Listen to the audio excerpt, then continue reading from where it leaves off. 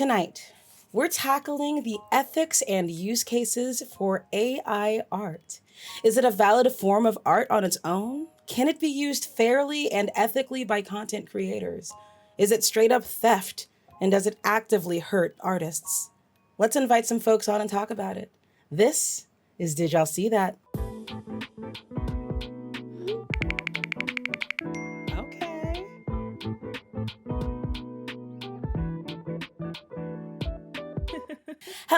Hello, everybody. Welcome to Did Y'all See That? I am your host, Ngozimai, the Jungu VTuber. Thank you all for tuning in tonight. We have a lot to get through tonight, but first, the rundown. This episode is a Talk Gozy to Me episode where we will invite on two guests tonight to have a short interview as well as touch on a hot topic issue.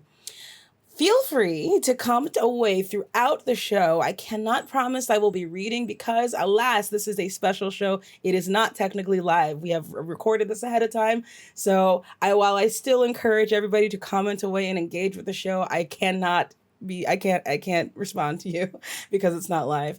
But yeah, still keep on engaging, yo. With all that out of the way, let's get started with Talk Gozy to Me. Talk Gozy to Me. Talk Gozy to Me. Talk Gozy to Me. Alrighty, our first guest tonight is a tabletop VTuber, the androgynous AI game show host and caster on Twitch. They are a tabletop RPG designer, a streamer, a voice actor, and a general internet ne'er-do-well. Please join me in welcoming the Neon Caster. Hello, everybody. Oh my gosh, it's a pleasure to be here. Yes, welcome.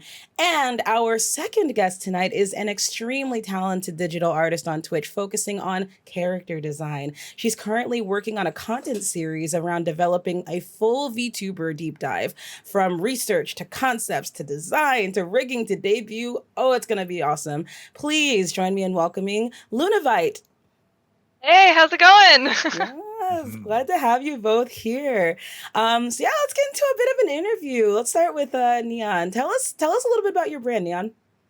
Well, as you've so gratefully introduced me, androgynous AI game show host, I have a background in general broadcast media and I love game shows in particular. So I decided to become a game show host. And as you can see by my design, I am very into that Y2K aesthetic, that Afrofuturism energy. So the content that I do is largely tabletop gaming focused, but also kind of retro classics and just generally the art of shared storytelling. That rocks. What makes you so passionate about that content specifically? Oh, I mean, I've been doing like tabletop RPG specifically for a very long time, and the thing that kind of really grabs me is the idea of collaboratively telling a story together and finding lots of different ways of being able to do that, whether it's by text or by podcasts or, as I currently do, via streaming, and being able to use audio and visual and working with other talented people to kind of tell a complete story together is a thing that I absolutely hyper-focus on and gush about a lot, and I will spare you on this occasion. But yeah, that kind of thing I'm definitely very, very passionate about. And I'm also super passionate about, I guess, encouraging other people to make art with the art that I do. A lot of people can feel like, oh, I'm not able to create because I don't have the skills or I don't have the background to kind of do the thing. I'm like, no, there are many ways that you can get your idea from your head to reality, and finding ways that can be accessible for everybody. Very nice. If you had unlimited resources, time, money, a whole staff of people to delegate tasks to, etc., what would you do in your brand? Oh my gosh, I love this question. I would probably start a development studio. Making like an indie gaming platform. I'm not quite sure whether that would be video games or table or traditional gaming, but one or the other. And being able to go and hire or work alongside a bunch of creators to kind of make lots of different things. And because I have infinite money, I can pay them very, very well. Yeah. Very nice. What is the most important thing that you've learned about in your content creation journey? Ooh, you can never stop growing and learning from new people, I think. I like to picture myself as, like Ryu from Street Fighter, Mm, where he like travels the world fighting all of these people so he can learn techniques to become stronger. I mm, like being that in my creative endeavors of working alongside lots of different people and learning lots of new things. And in the kind of streaming space specifically, doing is the most important thing. mm. You can kind of talk about future plans as much as you want, but what people can actually engage with are the things you actually do and make, and feeling motivated and encouraged to go and make art that you want to share with other people, even if that's just playing video games on the internet. At least you're doing it. Absolutely, absolutely. I can identify with that at 100%. Because Mm. yeah, being a content creator is doing the content. If you're not making content, can you call yourself a content creator? Not really. So, For real, for real. are there any upcoming projects that you'd like to give a shout out to? So it's not one of my tabletop things, but with Pokemon Scarlet and Violet coming out very, very soon, Mm. me and my amazing agender avian co-host Rafi the Owl will be doing a co-op run-through, a blind co-op run-through of Scarlet and Violet. So neither of us obviously know the game at all, but we're still going to try and make our lives difficult for ourselves as we try and play through the game together without losing any Pokemon at all. It's going to be absolute chaos. That sounds like fun. Very nice. Thank you. Thank you so much, Neon. All right, Luna, can you tell us a little bit about your brand? Yeah, so I've been an artist since I was about 16. I'm really into anime art, games. I've drawn a lot of my inspiration from there. But in general, I really love concept design, character design, weapon design. Anything that I can create and design from different avenues and aspects I'm all up in it. I Mm. I try to incorporate some chill vibes. I've been told quite a few times that I was like, "Oh, you have such a calming voice," which is interesting because I tend to get very angry, especially when drawing and gaming. Mhm. And it's been a balance of those, but I found my niche and I think it works. Yeah. So, what would you say your passion comes from for art? So my passion honestly comes from when I was a kid. My oldest brother, I'm the youngest of four. Hmm. My oldest brother used to draw whenever I was upset as a child. And it was his way of calming me down, getting me back to a stable ground. So I've started to associate art with, good emotions, good vibes, good feelings. And that's been a big thing of why I started to create in the first place. And I just want to make other people feel good through my art, through art in general. Yeah. Yeah, that's lovely. I love that. I wish I've never been a creative type when it comes to art myself. So like, I just really admire you folks that have this Thank you. gift. Like, oh my goodness, yes. So tell me, Anybody can be an artist. that's fair. This It's is hard fair. work. Yeah, It is hard definitely. work, but don't let the fact that you've not made any art before stop you from doing your first piece if you want Oh, to make one. absolutely. I think it's daunting at first, Mm, but I always tell people like don't expect to be good. Don't expect to Mm. just start art and be good immediately. It takes time, it takes patience. mm. It's blood, sweat, and tears. That makes sense. That makes sense. So, tell me about an interaction that you've had in content creation that was really impactful for you. So, two ideas come to mind specifically. When I draw on stream, I definitely have people come in who tend to have more issues with sleep, like Mm, insomnia, anxiety, depression, isolation, and they come to my streams and it's good vibes. It's them just relaxing. And I think the biggest impact I get from that is when they're just like, "Hey, like I had a really hard day. Thank you so much." It's like, "Oh, I didn't even realize I was doing that for you, but I'm glad you're here. I'm glad I could help. Give the good vibes, help you calm down." And the other interaction would be when I actually deliver a piece, when I finish a commission, when I give the art to the person and they are just blown away. They're so excited. They're so happy that their vision came to life like they wanted. That's just it. It makes it all worth it to me. Honestly, I can't describe that feeling. There is no word to describe that happiness and inspiration I get when I make people feel that way just from drawing something that they really want.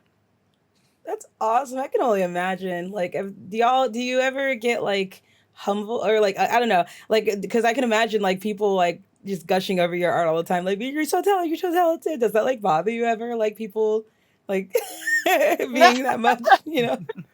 no, honestly, I love it. A lot of artists, which is talked about, is a lot of our struggle with mental health, and I struggle very bad with perfectionism. It is my biggest downfall. So I'll never see my art the way somebody else sees it. And when somebody else is like, "Oh my god, it's great! I love it! Thank you so much," in my head, I'm like, "Oh, okay, I'm just dramatizing what I think and what I feel. It's not how people actually see." So it's really nice. It's a warming feeling to say, "Okay, things aren't so bad." Yay. What's the most important thing you've learned in content creation? Never go with your first idea. Mm, You never want to commit to your first idea. It's your out of the gate idea. I try to go through 3 or 4 different ideas and sketches and phases before I commit to one. And honestly, 8 times out of 10, I go back to that original concept. It's just what the strongest one is, what I like the best. But yeah, mm. just always keep trying. Don't give up on yourself. Just if your first idea doesn't stick, keep trying, keep going at it. It's don't expect it to be easy, but just keep trying. Don't just go with the first off the thought idea. I like that. That's a good one. That's a good one. Do you have any upcoming projects you'd like to should I give a little shout out to? Yeah, so I am working on a VTuber deep dive. I'm doing it for school, actually. Oh. Yeah, my final assignment. It is basically I've gone through all the phases of research. I have no background in rigging or Mm. drawing separate layers and separating them for VTubing, but it's become so massive and it's something I want to try especially. So I'm going through the research phase, all of the sketches and concepts, breaking down my concepts, my sketches, going from ref sheet to expressions to lore background, separating the layers for rigging, and then rigging debut art, and I'm just the whole shebang. But instead of having a team of 3 or 4 people do it and separate it up, I'm doing it all myself. Mm. And I'm sure that'll probably like you're gonna like love that model, like because it's because of that. Like you just, oh my gosh, Yeah, yeah, I'm yes. excited. I just recently started to commit to a design, so I'm Okay, excited. that's exciting. I'm excited to see that in the future. Very nice. Thank you Thank so you. much. Thank you, Luna and Neon. With that, let's go ahead with our next segment on that real shit. In this segment, we're going to talk about our hot button topic. So, a couple of months ago, I watched a video on YouTube by the VFX artist group The Corridor Crew, in which they found a powerful AI that enabled them to create like a whole set of AI concept art of themselves, their own likeness, but in any artistic style they input. So Pixar, Simpsons, Legos, even specific artists' styles like Junji Ito, they were able to kind of replicate that with like with pretty remarkable precision. And I was entranced by the possibilities of these applications in content creation, from storytelling to proofs of concepts to artist commit or proofs of concepts for artist commissions. So if you're like commissioning an artist and you have an idea, to be able to like have AI spit out that what that idea looks like could like help the artist and much more. So I was pretty fascinated. But around the same time, I noticed a surge of content creators using AI art for content on Twitter and posting on social media. And in some cases, them being a little bit untruthful about their origins of getting that art, which is a little bit interesting, which I found wild that people were doing that, and it inspired this impassioned response from the artist community. So I was surprised and intrigued to observe the different stances that people would have and how much uncertainty there is and how because of how new this feels, you know, in the artist community. And I started to think, what are the ethical implications of using AI art and content creation? We see all of these endless possibilities, but like what are the ethical boundaries on that, and does there exist use cases where that's acceptable? So today we're going to talk about that with our two guests today. So I'd love to kick off the conversation with why is AI art such a hot topic? It's not new, right? Ooh, it's definitely not new. I suppose I've been using AI generation in some of my pieces. It's not many of them, but scattered as part of my development process for at least 2 years. But the tech has existed before then. The thing is, though, is that AI generation across the board was very incoherent a lot of the time. A lot of the results that it gave needed to be culled by human hands to kind of we pick out the items that made sense from the more nonsense items of it. And in fact, that was the humor of it, because the AI was so not good at doing human replication. There was a lot of humor and joy in finding the uncannily not quite right answers that it would give, whether that was art or writing or whatever. It's now, however, become a lot more coherent, and it's much more able to make pieces that require a lot less human hands to steer out of the gate. And that has obviously caught everybody by surprise. It's also become accessible, if not free, to a large number of people. Some of the really powerful stuff is definitely locked behind being able to have to specifically pay for it or have access to whatever betas it's running in. But I think the increased accessibility and the increased coherence of it has made people like think about it a lot more and put it in the forefront a lot more, I think.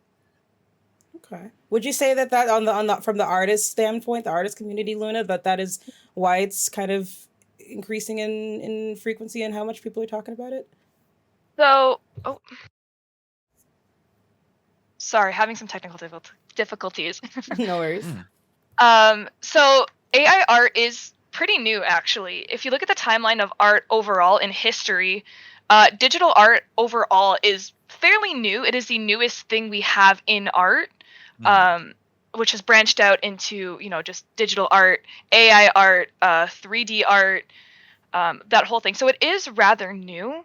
And the art world is constantly changing. We're always looking for new, exciting things as artists and consumers. We always want the new, exciting thing. And AI art becoming so accessible is the next big thing. Artists are always trying to look to break boundaries and push that narrative a little bit in the modern world, especially. But consumers want cheap and they want immediately. They don't want to wait. And I think it's such a hot topic and such a big thing because it's easy to access. You can get it for cheap or free.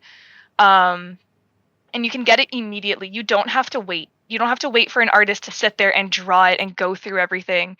And we live in a world of just instant gratification. Next day delivery, next day shipping, like all that's so fast. And AI art is just the next installation of immediately getting what you want. That's a good point. That's a really good point, especially because it seems like with modern media, that's like the direction we're going with. Like we see TikTok and how like everybody's attention span, if you don't grab them in 2 seconds, you lose them. So that's kind of an interesting direction we're going to as a society. It's true in art as well. Like even with when you do any kind of art, it's told in art school, you have 5 seconds to grab the viewer. Oh. And so you have to make your art interesting in those 5 seconds for their senses to pick up immediately. And digital art makes that so much harder. And now we're competing with AI art. It was a really interesting point bringing up in terms of like the grandest scale of art is like a medium existing. The AI art is incredibly new. I guess I was kind of talking about it on a different scale in terms of, because we have a much faster turnaround on the kind of developments and resources that we work with. In that scale, it's actually been around a while, but in the general form of art history, yes, definitely very, very new. Yeah, it's hard as an artist to be like, because like we learn about the whole art history and where it comes from and the masters, and you hear it all the time. It's like, will I ever be as good as the masters? It's like, you got to go back when you talk about art.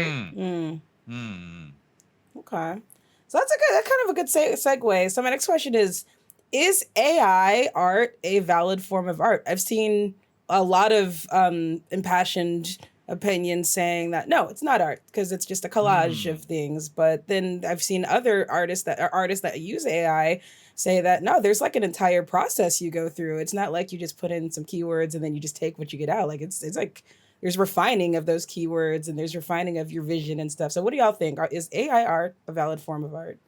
Do you want to take this one first? Yeah. So personally, this is something I am passionate about. I do not think it's a valid form of art. I can't stand AI art personally. Art in general it's been around for years, generations, eons, or maybe not eons, we'll pushing it a little bit. But art has always been a human creation. It has been human skill and imagination. As humans, we have the ability to learn skills and we have a vast imagination. You ask anybody and they're like, oh, I've definitely daydreamed before, right? Like it's it's inspiration, it's art. It's hard. Like it's not art because there's no human effort into it. There is no skill, there is no time. It's just it's not real to me. It is a uh like I'm trying to think of the word, like not imitation of what you want. It's an imitation. It's not real. Hmm. Two things actually from what you kind of said in there. First, I always feel, because the conversation about what is art and what can qualify as Mhm. art happens infinitely frequently. People, Yeah. I'm internet old enough to have gone through the multiple eras of like, are video games art? And then Yeah. people having slap fights about that. And my general feeling about that is that pretty much any created thing is art. It's just that most art is not very good. Mm. Um, and I think that also applies to AI art, in that that is also too a form of art. It's just that aesthetically, it is a lot of people, not a lot of people's taste, or individually, a lot of the things that AI art spits out before refinement processes and handcrafting is also not very good. Yeah. Um, to speak about the kind, you mentioned collage and the way one of the arguments of it not being art because it is a collage of existing bits and pieces. Mm-hmm. Um, Technically, and I'll try to not get too in the weeds about how image generation works, because I'm not a computer scientist and I don't want to necessarily give hard line misinformation about the finer processes of it. But as I understand it, and there's a good number of YouTube videos that kind of go into a long form explanation of how it works if you're interested. Mm. What it's essentially doing is, rather than taking individual pieces of images wholesale and applying them into a work, is connecting random dots of static together based on its understanding of other things it has seen before, Mm. and applying those to new contexts. It's why if you gave a single image generator the same prompt on multiple occasions without changing the text or whatever, it would give you a different result every time, because it gives you a different random set of static that it builds from every time. Mm. In terms of the idea of, because it's an artificial thing, it not counting as art, well, in relatively recent history involving the era of where computers have been involved, and not even necessarily, I'm talking not necessarily Photoshop, the idea of mechanics and math being involved in the process of creating art has existed for a very, very long time. Right down to people using the infinite string of numbers of pi to inform color choices or layout or something in a work. It's kind of taking aspects from computer generation and using that human element to craft something from what the computer, because the computer doesn't understand. It's not a person. It's not your, it doesn't have, human crafting in it. It's the input that we give it that lets it generate something new, I think. Mm. Sorry, that was a lot of words. No No, it's worries. okay. No worries. Just chewing on it. Just chewing on Yeah. it. I think oh, Yeah. sorry, Oh go no, ahead. go ahead. Yeah, Mhm. go ahead, Luna. Go ahead. Yeah, I was about to ask you if you had anything to. Yeah. Yeah. No, I think that art comes from a very human place. It Mm. is it's you can't replicate that in AI. You can, I mean, we try as humans, we are constantly trying to replicate human aspects in AI. We see Mm. it in robots and, now AI art, but I feel like when you put art in front of AI or art behind AI, it feels not right because I feel Mm. like art is very much attached to human aspects, human qualities. And from what I've seen, AI art is you put in different words to prompts, or and it generates something, but it takes those generations and those bits and pieces from other people's work, whether it be their photography, their art, their drawings, anything. It takes bits and pieces from that and creates something new, but it definitely is a form of imitation. On the two things of that. One, the fact that it's artificial is what makes it so cool, though, in my opinion. Mm.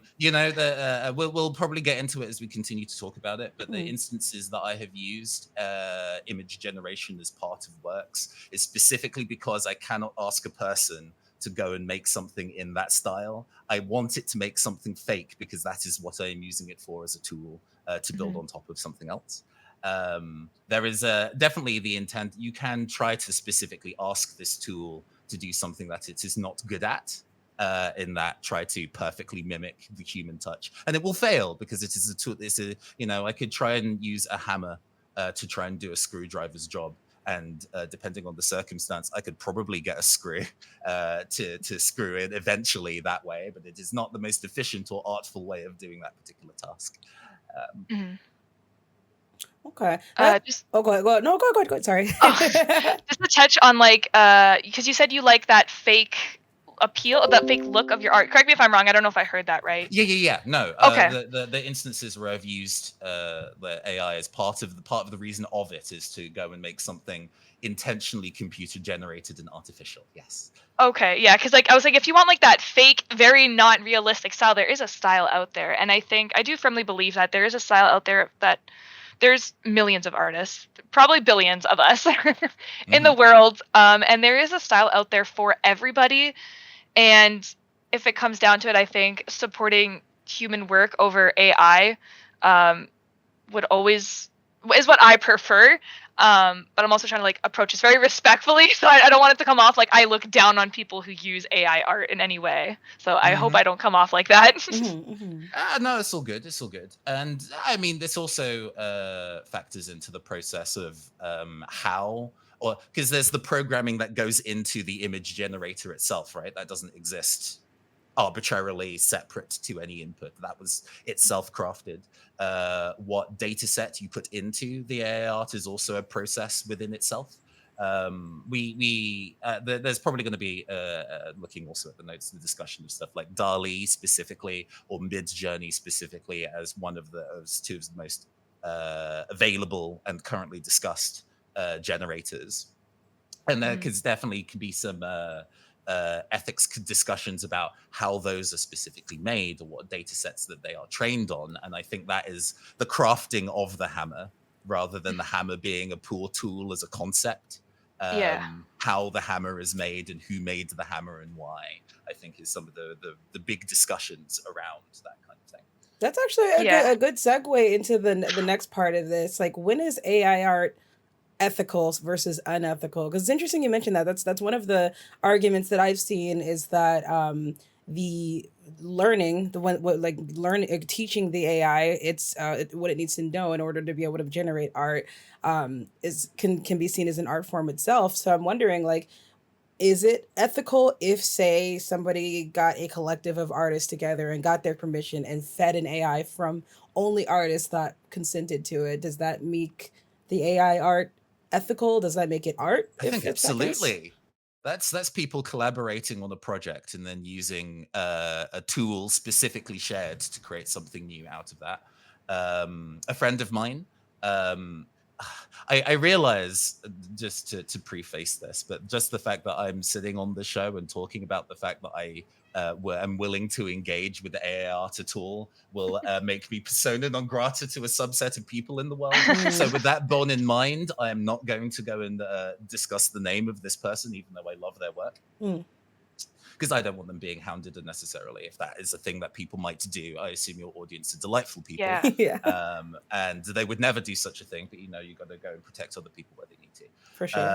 A project that they worked on was feeding all the writing that they have previously done into a generator, and then letting that generator spit out a new work, and then crafting that to make sense as a coherent piece as a whole. And it's so cool. Wow. It's genuinely so fun to read because it captures their reflections and their personal quirks spat back at them in a way that they didn't previously think of, because it's connecting dots in a way because this human brains are not computers and computers are not human brains. It's connecting a whole bunch of interesting data points to itself that we wouldn't ever think about, and using that perspective to create something novel and interesting, which is something a human can't do. And it's using that tool to do something that you specifically would want to be using that for, as opposed to having a person do that. Because I could write this text having read all their work and then built a coherent piece, but that's going to be different to having a computer specifically as a tool do it to make something novel, I think. Mhm. I think I think it becomes unethical in a few cases. Hmm. Unfortunately, we don't live in a perfect world. And I think it becomes it people misuse it definitely. And that's why it's become so unethical and such a hot topic among artists and why we hate it so much. Mm. Because people will take our work, they'll take other people's work, and without our consent, they will put it in an AI generator, and then it becomes unethical when they do that, but also when they then try to pass it off as their own. Mm. They Hmm. try to take that AI generated art and pass it off as their own, make commissions, make money, monetize it, and it is such a big slap in the face of artists where it's like we've put so much time, energy, and skill into that, and you are taking it for yourself. You are stealing from us. And it also becomes unethical because quite a few number of people, or I won't say that, I won't make accusations, but I will say that it becomes unethical when you try to blur the line of what an artist is. Mm. If you take other people's art and you input it into a generator and it makes out AI art and you're like, I'm an artist now, every other artist who does that work and puts in labor is going to be like, huh? Mm. What did you say? Like, you can't completely erase us from the narrative when you use our works. Mm-hmm. But yeah, Hmm. I definitely think that when people try to sell AI art as their own, or even just not even give proper credit to the artists, not even like just to go back, like if you just say, oh yeah, I made this, Mm. or yes, this is AI generated, but you don't give credit to the artist where you took the work from, it's a very messy line to walk, and it definitely pisses off a lot of artists. Hmm. I think the idea of specifically stealing artwork from other people and reselling it is obviously unconscionable. Mm-hmm. Mhm. It would be foolish for anybody to try and say that that is an ethical thing to do. Especially because you But Yeah. can also, clock it pretty easily, right? Like people have been saying, yes, look at the very hands, look at the easily eyes. recognizable. But Yeah. also Yeah. the idea of piracy of other people's artwork Hmm. and passing it off is something that has existed entirely outside of the conversation of AI generation Yeah. existing. I'm old enough to remember Hmm. DeviantArt, the Oh my lawless god. land that that was, where I people can had just my art take stolen whatever they on want. DeviantArt. It was awful. Exactly. And they didn't need a computer to do that. No. Oh my I think it's goodness. just AI art definitely makes it a little bit easier because easier to hide, I should say. Because you could be like, Mm. "Oh, well, they didn't draw this. Go look at their page. They never made that specifically." It's like, "No, but you can see like aspects of it and you're still sticking to your guns." And it's just Mm. like that's when it becomes a bother when people are just like, "This is my art. I did this." And it's like, "No, no, no. You didn't." Yeah, I definitely agree with you. I Mhm. guess my just feeling on it is that nature of that specific problem is a human problem, not a technology problem. Because it is just as easy for me to go and save somebody else's art, recolor it, or reprocess it in Photoshop and pass it off as my own and sell it on Redbubble on a Yeah. very ugly T-shirt Yeah. without needing to get an AI involved at all. And that's miserable. And Mm. Yeah. obviously, the people that do that are awful. But that is not necessarily Photoshop's fault if I used Photoshop Mhm. specifically to go and do that. I think I think it definitely can be blamed on AI because AI makes it much easier and more accessible to hide. And it's why the internet has become so popular because AI and the internet in general, technology in general, could not exist without humans. We created this. Mhm. We've created the issue that is technology and all of its blessings and curses that come with it. Um, but yeah, it's when you make something like this, when you make AI so easily accessible to people, it's going to get misused. If you make anything mass production, it always gets misused. We've seen it time and time again in the media in general, and it's just easier to hide this way. Mm. Hmm. Yeah, I guess, and that's definitely true. As I mentioned earlier in the show, I consider myself a bit of an Afrofuturist. Mm. Hmm. For which, if you don't know, not to patronize the people on air, just if the people who are watching this who might not be familiar with the term, is specifically kind of looking to the progression of technology that also involves an intersectional perspective, Mm. definition as written, including Black people, but also in a wider sense as well. I am a Black and queer person, and historically, in art across the board, might have been poorly represented. I Mm. remember the Hmm. early era of AI generation where it was basically impossible to make black people with it because they weren't in the data set. Mm-hmm. You know, and that is too not a computer's fault. The computer is not racist. Mm-hmm. It is the individuals who ended up building that data set and using it to then create things that are problematic and in that way specifically unethical in themselves. It's not necessarily just a theft of other people's work, which is also bad. We'll return to that, and then we'll have to probably say multiple times that I Mm-hmm. consider that to be a bad thing. But in the other ways also of the misuse of technology in order to a good example of this, actually, the thing that I don't like about Midjourney specifically. Maybe it's just how people use it.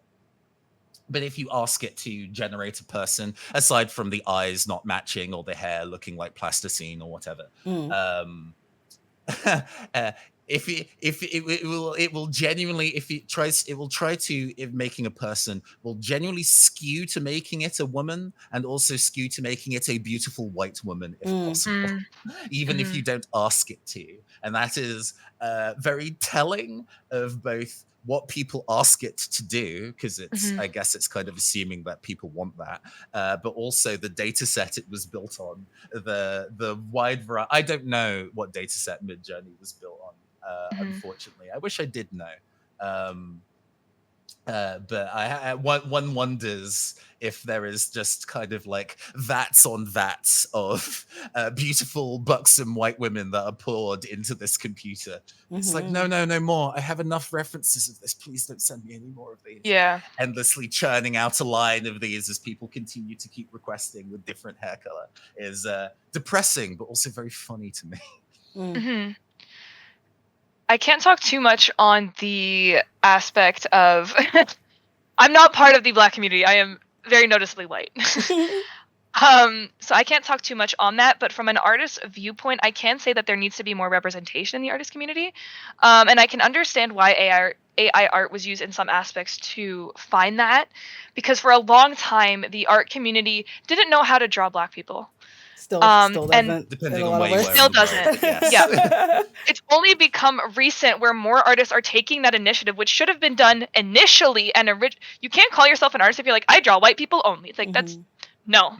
You need to expand. And I think there needs to be more representation within the art community and knowledge of how to draw people of different ethnicities. You can't just stick to one. So in a sense, I feel like AI art maybe has bridged that gap a little bit, but that falls on the faults of artists to be like, hey, we need to do better. We need to show more. Absolutely. Interesting you brought that up. There was it's a little bit adjacently related. There's an artist whose name is Vigalia, and she's known for creating Photoshop brushes that mimic black textures. So like super kinky black hair or like braids, Senegalese twists, and things like that. And she's gotten a lot of fame for that because like it makes it so that artists can make characters that are that have like black features, black hair. And recently, because of this AI art, sort of the conversation that's happening, and it is very, very steeply negative in the artist community. Unfortunately, her art has been. Her brushes have been compared to the AI art generators in order to invalidate using them. Do y'all think that is like a valid claim that's happening, or perhaps yeah go ahead. That so the question is like, sorry, could you repeat that? My dog is trying to break into my room. No worries. I got my dog back there trying to be. Are things like using AI? Because I'm thinking that her brushes do use a form of AI. Is that a valid form for people to create and to create art based on that? Like if somebody makes a picture with her brush, is that technically AI art? I don't know. So that specifically, I might be able to talk about this a little bit more as an artist. It's not necessarily AI art because it was individually created. So she had to draw it exactly how she wanted it to look. And all she did was take that, turn it into like a sticker, but it's still her art. And then you can just download it from that. But on that aspect, it's not AI art like that. It's just somebody created that. She made that whole thing herself. I'm assuming it's a she, her. But it's not AI in that sense because it's not artificially made. It's just she did it, and then you can just stamp, stamp, stamp, stamp, stamp. It's like copy paste kind of thing. Mm. Um, but I also think that goes back to, as artists, study. Mm. You know, look at references, study it. There's been countless guides on how to draw black hair, how to draw black hairstyles, how to show representation. Mm. And it just comes down to learning. And if you want to look at those brushes, I'm assuming she is a black artist. Mm-hmm. So if she's a black artist, then yes, absolutely support, take a look at them, use them. But I also think as an artist, we have to learn. We have a duty to learn and expand our horizons and, represent people as they want to be, and not just use something like that. Learn how to draw it, study it, stare at it. Like, Mm-hmm. obviously don't go out in public and stare at people's hair. That's weird. Don't do that. Like, don't be that person that goes up to, can I touch? No, No, please no, don't. no, Like, don't do that. don't do that. Oh god, I'm immediately sweating. Fictional construct. I do not exist. Sweating palpably. Yeah, right. There Like, a don't stranger trying to touch my hair. do not go up to a black person. Like, can I touch your hair for science? Like, don't do that. But like, look at black models. Look at their art. Look at their Instagram. Look at hairstyling tutorials on YouTube. Like, look how the hair moves and functions, and how the hands manipulate it to make it do certain things. And that's how we can learn. And I think that's the duty of artists. But I don't think that's AI art overall. Okay. So I think this is that story is telling of two things specifically. One, that discussion on Twitter continues to have zero nuance.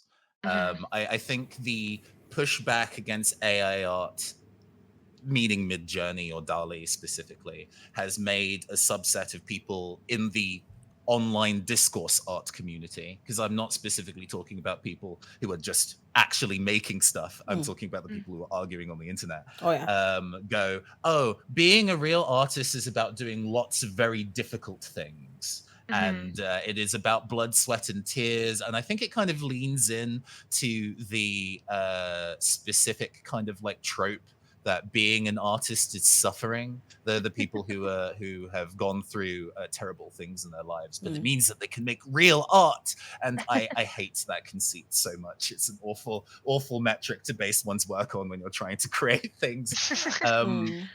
And so, because those like hair texture brushes make the process of being an artist easier, there are some people like, I hate the fact that this makes this easier.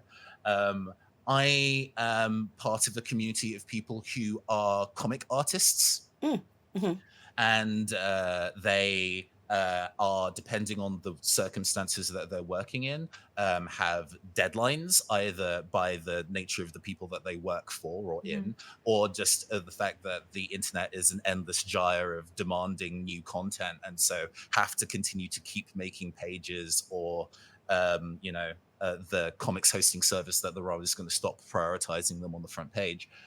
So they need to find ways of making the art that they do faster. And that can be using brushes, it can be using photocomping, it could even be using image generation as a base tool and then building on that to make a new idea.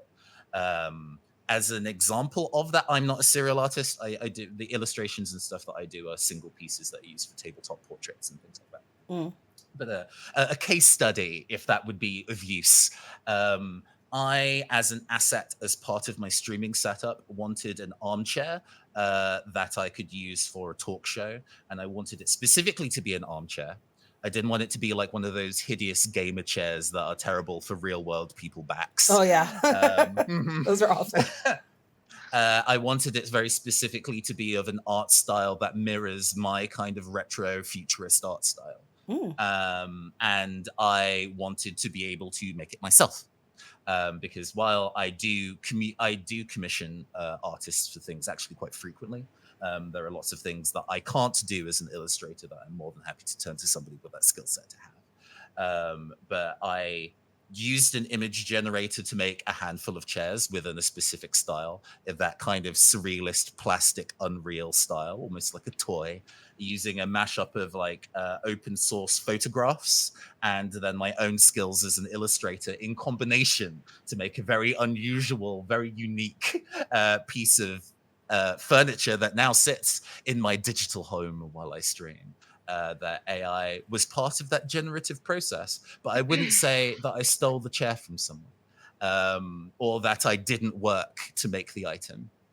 Because I used a generator as part of the process. I think that would be dishonest, actually, to say. And I'm not, and I'm not saying that you Lunavite are saying that I'm Yeah. dishonest, but you know, to say that I am not an artist, or that I cheated, or that I didn't work to make it because I used a generator in, I think is palpably untrue, and I would find very frustrating if somebody was to accuse me of that. Yeah. For it being part of my process. It's actually a really it's interesting you brought that up, because that's actually I saw another take on Twitter, who this person was a D&D. I don't know a lot about Dungeons and Dragons, but I guess there's like a role in D&D games where like there's someone that comes up with like concept art, and they're usually artists themselves and they can do it.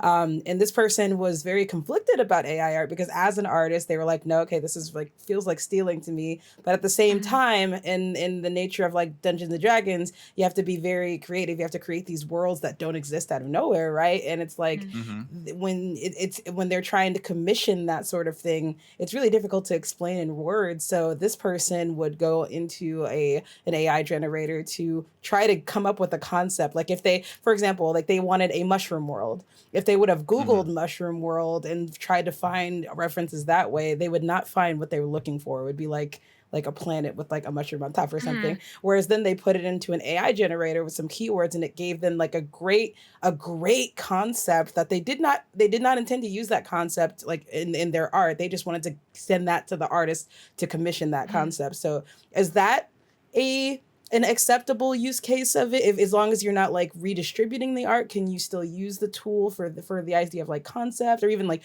what if it's like storyboarding, right? If you're like trying to pitch a story to people, like, and you want to give them visuals, is that like an okay way of using it? So Real world. I would. Sorry, go ahead. Oh, sorry. I would definitely say that in that aspect, it is okay if you're like, I really had this idea, but I don't know how. People sometimes people aren't good with words. I get it. Okay, it's hard to take something you see in your head and put it into words exactly how you want. If you want to use an AI generator to like mood board or storyboard something together, and then be like, "Hey, artist that I want to commission, this is what I'm thinking." That is okay, because you're going to a real person, you're going to an artist, and a lot of the reason artists have issues with AI art is because it takes away from us. It takes, it's competition, first of all, and we as humans cannot always compete with AI. And in many aspects that's true. Like, humans can't compete with AI forever. AI will eventually surpass us. And turning to AI art exclusively, it takes away from artists. It takes away from, helping a real person and giving money to a real person, and, their career, their livelihood. But I have no issues if a commissioner comes up to me and they're like, "Hey, I have this idea. I put it into an AI generator. I storyboarded it, but this is something along the lines of what I want, or this is very similar." And then they still follow through and commission me. That's totally okay. I have no issues with that, because they're being honest about it. They're being forthcoming, and they're still willing to contribute to a person's livelihood, rather than just, "Oh, I went to an AI generator and I don't want to go to a real artist." So I have no issues with that. Yeah, in real world production, people use existing other people's work as part of the iteration process all the time, as part of blocking and roughing out space. In my not being a game show host on the internet job, we were working on a animation, and as part of the animatic process, so we could get the timing right, used I think Red Velvet specifically, a song from Red Velvet, the K-pop band, to time a scene, and then eventually we worked with our in-house composers to go and do the soundtrack for that scene anyway. It was a bespoke piece of music that was made as the end result of it. But it was actually really funny to kind of have this piece of existing art that obviously there was no way we'd be able to sensibly go and use this in the finished work as part of that iteration process to finish. As I understand, concept artists, the kind of like video game concept artists, use a lot of photo comping of existing stuff. Increasingly, there are better sources of copyright free or easy to pay for archives of stuff that let you photo bash. stuff together. But even then, using existing sources, the artist's relationship with the likes of Pinterest in terms of putting together concept spaces. Um, Part of me, maybe just because I remember when Pinterest was new and it was like maximum mommy blogging era. Oh God. I remember that too strongly, and Yeah. and as a result, I'm like, oh man, I would rather use Midjourney for that process than go back to Pinterest now. Those were The dark mommy days. Pinterest era lives rent free in my head. You know, I need to return to those times. If I can just go and ask a computer to kind of help me with that process and make that iteration faster. Hey, productions have a time limit, and sometimes that process is necessary. But it's then working with using that as a footstool to then work with artists as part of the process to make the finished piece is absolutely a fantastic process, and I think helps avoid the feedback phase when inevitably nobody in the process is psychic. So there's a miscommunication. So yeah, I that what Lunavite was saying about having being able to use the image generators to get a really precise idea across is pretty cool, actually. Hopefully, you know, in the non-dystopian future, and people continue to use AI art in a space that everybody is a bit more comfortable with. Hopefully that means that people feel a bit more empowered to be able to actually go and work with commissioners, because they can feel, because there are so many people that are like, oh, I couldn't commission this because all I can draw you is a stick drawing. And I know enough artists that be like, no, that's fine, give me that. Yeah, I'm that way. I'm like, no, just give me the stick. Just show me how it looks, and then I can work with that. But hey, for the people that are too like nervous to even do that and want to give you something shiny, that gives I'm okay with them that too. the ability to go and take that first step. That's good. That's nice. Yeah, no, I'm totally okay with that. I'm like, I understand people, like, art can be a very touchy subject for people. People are like, I'm not a good artist. I'm like, you don't have to be a good artist. Girl, that's why you're talking to me. Like, let me help you. But I understand, like, people are like, I don't want to draw a stick shift. It comes from embarrassment, right? If they're not good and they're talking to an artist, there is a level of embarrassment there, and they're almost not a power imbalance, but just a discomfort because they're like, I'm not good, and I don't want this person to think my idea is trash. Spoiler alert, no artist thinks that. We're not going to sit there and be like, your idea is trash because you don't know how to give me a stick figure. No, thank you. Like, we're not going to be like that. I get it. Some people aren't comfortable showing their sketches, their art, which is totally okay. And if they give me an AI generated thing and they're like, I want something like this, I'll be like, cool, let me get that done for you. But I'm not going to be a snob about it. Be like, get out of here. I'm like, that's not me. Okay. In terms of the accessibility standpoint, so like content creation is hard. And we want people to be able to feel empowered to make content and things like that.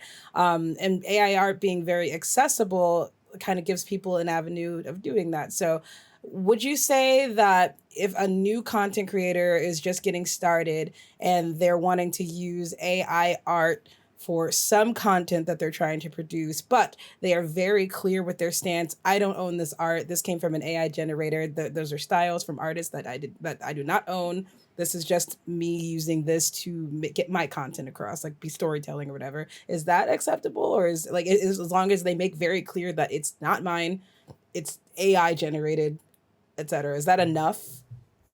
I think that, like, if they're very transparent about it, that's very good, but also get the permission of the artist that you are using. Don't, if you can be like, this isn't mine. Okay, great. Where's it from then? I don't know. I just Googled it. It's like, no, my friend. You need to credit the artist for which you are taking that from.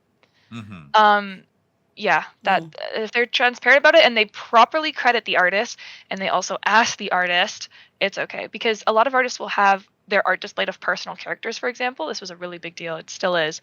And people take the art of those characters that, people grow an attachment to these characters that they've created.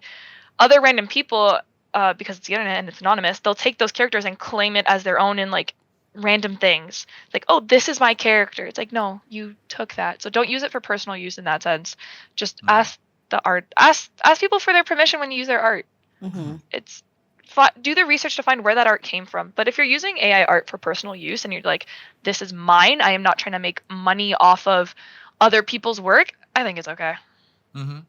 I think one of the easiest ways to kind of sidestep, or I feel, is so when you in a asking an image generator, some are better than this than others, and have the in the style of X as Mm. part of the description, you're immediately going into the biggest dodgy territory in an obvious space too, right? Mm-hmm. Especially depending on what you're using that for after the fact. um, I think for the people that are really candid about it, because they're candid about, hey, I'm doing this in the style of Junji Ito, Mm. and that's part of the thing, and that's a candid thing. But then obviously people can be like, well, there are obviously ethical concerns about you using the specifically in the style of as part of the generation process. Avoiding that in the style of, I think, will already do a lot for you. But if they're a content creator and they're using image generation as part of their process, and you can tell,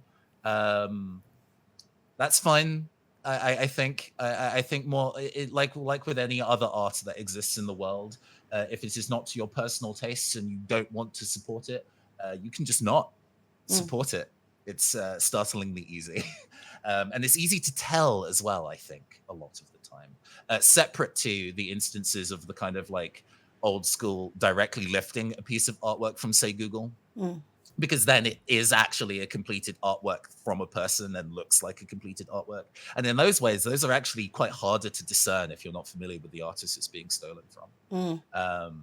But it's actually a little, I mean, in any circumstances, can always be just a perversely bit of refreshingness of being like, oh, I hate this art style. I'm Mm. just not going to interact with it. I'm going to mute this so I never have to look at this art style like again. That can be really satisfying, really satisfying. And I'm sure the people that are big fans, who aren't big fans of AI art, can get that sort of like, I never have to go and see these mismatched eyes ever again. And I love that for them a lot, actually. Being able to kind of draw a line in the sand and being like, I refuse to interact with that space or put my eyes on that specific kind of like art style of a Mm. thing. That's great. Always love people knowing what they want. Okay. Where do y'all feel as artists? Where do you feel the future of AI art is going? Particularly with because I guess it's not going anywhere, right? So Mhm. where can we go in our trajectory of this technology to make it so that we are approaching more ethical territory? For example, Getty Images recently made a very firm stance of not ever allowing AI art onto their website, whereas Shutterstock said that they are integrating OpenAI's DALI into their website site to generate stock images, and they're actually also launching a fund to reimburse Shutterstock creators whose images are sold to train those AI art. No word on whether or not they're getting consent from them, but they're paying them. So is that an approach to the future, or do you see a future where artists are more open to allowing their art to be used to train AI with whether it's compensation, monetary compensation, or consent, or being credited? Like, where do you see that going?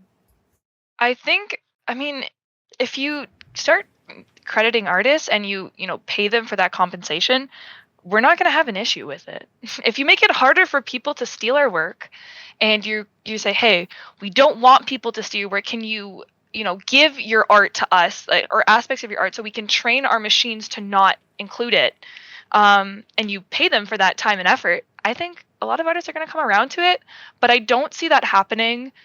I don't see that care being taken by a lot of things. Mm. Mhm. And I think there was always going to be headbutting between artists who draw and people who use AI art. I just Mm. I don't see there ever being. We don't live in a perfect world, like I said earlier. Mm. Um, there's always going to be that aspect of headbutting and argument there. Um, and I think both sides might look at each. I think it'll get as we progress further. I think we'll start to see a lot of artists and I want to say AI artists as well, because just Mhm. to say, talking to somebody here who is very nice and who uses AI, like to call you not an AI artist because now I know you, I feel like such a mean person. Oh no. You can call me what you want as long as you call me, as they say. But I feel like maybe that's just like the Canadian me that's like I already feel the need to apologize. But yeah, like I feel like there will definitely be a lot of animosity from both sides. And just hey, like a people who use AI art just being like, hey, recognize us and we're here too and we're not going anywhere and we take up space too, and artists being like, nah, get out of here. Like I think there will always be that headbutt, which is common in any field really. Oh, for sure. I remember, like, it happens every October. It happens less now that the person who like coined the term Inktober is now a bit of a persona non grata after he, as I understand, stole a whole bunch of kind of like how to draw references from a. So the art plagiarism goes all the way down. It's turtles all the way down, as it turns out, whether a computer is involved or not. But historically, every Inktober, there is a massive internet slap fight between the people who work in pen and ink physically and the people who work digitally. Oh, that's not real ink. You're not All the actually time. participating in real art. Oh, So yeah. if people will do slap fights over that, they'll do slap fights over anything in terms of whether artists are involved or what types of artists are involved or not. I agree. I do think that the future of AI art is going to be a collective that will specifically train an AI that is publicly accessible with a data set that is searchable. Because I think the biggest ethics consideration currently with the two biggest AI generators being DALL-E and Midjourney is that their data sets are black boxes. I don't think it's actually possible to know what they've been trained on.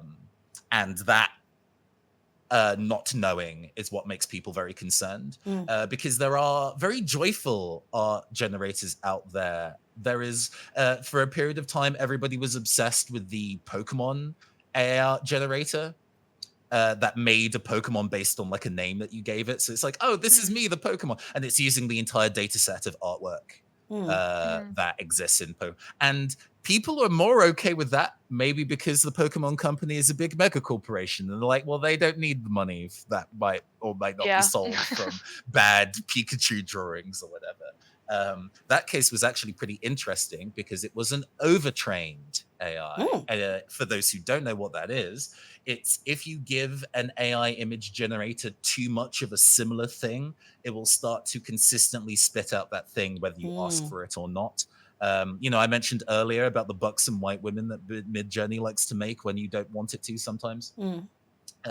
This Pokemon one had every single unown variant, like the floating letters with the big eye in the middle, and every Vivillon variant, which is like a butterfly from the X and Y games, and there are about 20 something of those. So it kept wanting to try to make butterflies because there were just such a large part of the data set was that. Funny. That you put garbage data in, you get garbage data out. Right. But that was everybody was really into that one. They felt that it was really clear what the source was being taken from, so you could interact with it or not. If you were interacting with it, you knew what the source material was. So I like the idea of there being a specific one made that works the same way as Midjourney or DALL-E, that has a data set that everybody knows what's inside. You could contribute to it if you wanted it to. The people that run it might veto, like, hey, you can't just keep putting penises into our AI. Please stop that. That's not useful. So there's probably going to be some moderation there or whatever. Or even having that technology of making one's own AI generator be really commonplace so people can make their own. Because then it's an individual case. It's kind of like everybody now has a chainsaw in their own homes and they can use that to go and chop down the tree or murder their neighbor, and then that's a person problem, not necessarily a technology problem. To give an example, because this was the thing I wanted to mention earlier and didn't get round to, recently there was the passing of Kim Jung-gi, who is a South Korean illustrator, did a lot of very beautiful like black and white images, ink pieces specifically. And one person used and it made their own image generator. So from scratch, they weren't using DALL-E or Midjourney or anything, and trained it entirely on Kim Jung-gi's work. And then they didn't sell it. it was made available for anybody to be able to use, but it sat uncomfortably, and it sits uncomfortably with me as well, actually. Mm. Because it was doing such, you could tell that they were AI generated, but they were doing such faithful recreations of a work of a recently deceased person Right. that it didn't feel right. And Right. I think it's that kind of discussion and having those spaces of kind of like, oh, if this was, I could see an art installation in the future of a digital, like a framed painting that's actually a screen that is trained on the works of a late artist Mm. in an exhibition that has this artist's other work in this museum, right? So it's got all the other paintings that they've made, and as a curiosity, they have made this living painting that cycles through artworks that didn't exist based on this person who they're revering in this event. And I would find that in that context actually kind of touching. Right. That kind of context kind of matters in how that kind of use. But I guess I want the technology to not die and people to keep interacting with it so we can get to those stages where people can find the space that they can be comfortable with it. Right. Keep I iterating think. on it. Yeah.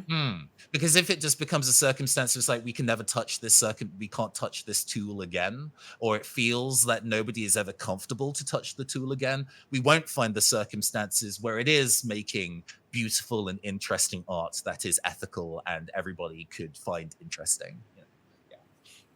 Okay. All right. I'd love to use this time. We're coming up to the end of our hour here.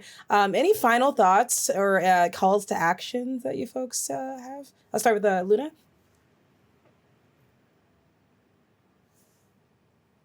Oop. Did we lose you? Sorry. Okay. No worries. No, this was a really good discussion overall. I think it was really good, very respectful. Hopefully everybody feels that way. But I also think that no matter what side of the fence, we're on opposite sides of the fence between the debaters here. I don't think we necessarily are. No, I'm also like having a crisis about that because we're really not, because at the fundamentals we both agree that, hey, don't pass it off as your own, like don't sell it without and credit artists. Yeah, I hope nobody came into this conversation assuming that I'd be like, hey, steal art. Stealing is good. No. Honestly, I didn't know what to expect. I was like, everything I see is from, because I'm an artist, so my Twitter feed is all artists. Like I don't, like it's all of us just being like, yeah, this sucks. And like I've definitely seen people defend stealing art and putting it into an AI art generator and then just being like, it's mine. So, but like that wasn't really the case here. And I think as long as both sides, as long as both people can agree, or both groups can agree, hey, do these, not this, I think it's okay. I think overall it'll be good, and the overall message is just, be a good person. Yeah. All right. Yeah. Neon, any final thoughts or calls to action? I would say, and this may be slightly spicy, just a souchon of cayenne pepper on this. If you want to create things and you are trying to find a way to express the idea that's in your head, use whatever tools you have available to you to do that thing. Just know that A, this doesn't mean that people will want to like or engage with the art that you make. B, the art that you make, if it is inspired by other people's work or uses other people's work, acknowledge that. And C, if you are going to steal somebody's thing, don't put it on a space where people can find out. What are you doing? Like leave that in the draft. When you mentioned before of the kind of like, the instances of people who like steal people's OCs and things like that and kind of claim them as their own is so wild to me. Like, why would you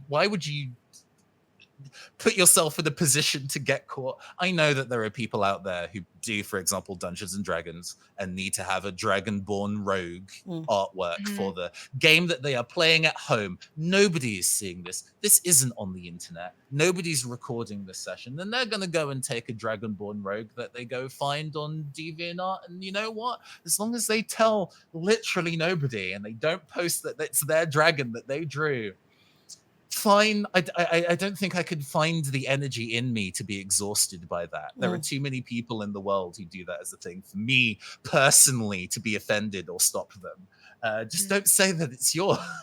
Yeah. Yeah. Yeah. All right. Well, thank you so much, Neon and Luna, for coming on the show. This was a really great conversation. I'm really glad that we got like some different perspectives, maybe some like expectations subverted. That's pretty cool. I think that the listeners and viewers are gonna really, really love this one. So thank you both for joining.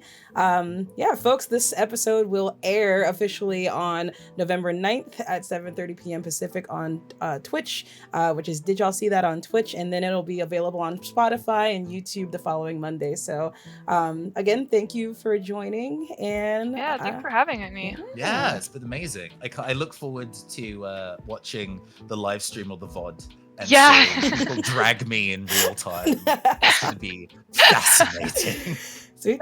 All right, with that, we'll go ahead and end. And yeah, see y'all next time.